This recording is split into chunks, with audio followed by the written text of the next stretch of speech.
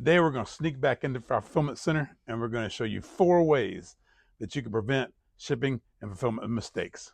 And the first one is starting out with the right pack slip. So the first thing you can do to really help improve accuracy in shipping is make some changes to your pack slip. Now, of course, on your pack slip, we're already going to put your logo on it, your business name, so the package looks like it's coming right from you. But there's a few things we can do to really enhance accuracy. And the first one is to put a location on every item. And what the location does is when whoever's picking the order, they don't have to worry about looking at the SKU or description. They just go to bin C13 and they're going to find those gummies. And so that was a easy change that made it much more easier to pick. The second thing we do is we found out the most common mistake when we were doing shipping errors was we would miss when there was 111 and there'll be 2 or 3 of an item. And so what we did is we put some CSS in our ship station that modified the pack slips so they put the item quantity much bigger and bolder if it's not 1. And that pretty much eliminated those errors of missing those counts. So that was number 2. And the third and final thing is you see we've got an item total when there's like 12 items. We know that when we're finally putting them in the box, we can make sure that we have 12 items. And that way we know that we didn't miss an item total. So that's 3 things we can do is location, enhance the quantity, and do the item count right on the pack slip.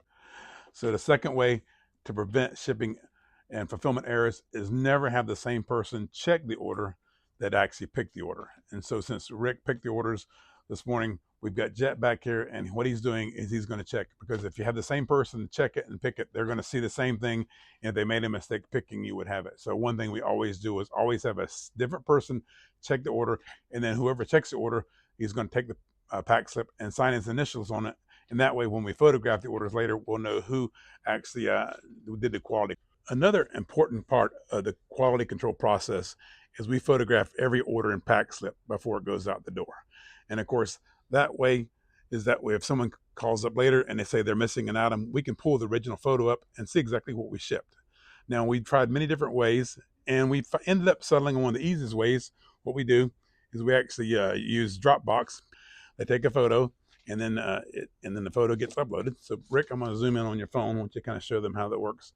So what he's doing is he just goes into Dropbox. He takes photo, puts the ship log, uploads it, and then what happens is then the actual date of the order, the day of the photo gets up there. So it's very easy for us to come back and find it. So very easy process by photoing every order that goes out the door. So the fourth thing you can do to prevent shipping and fulfillment mistakes is the one that you actually have the most control over, and that's to prevent or discourage exceptions. And what are exceptions? You say anything that changes a normal process. So this is whenever you call your fulfillment company and say, hey, can you get this order there by Saturday? They've got an event this weekend.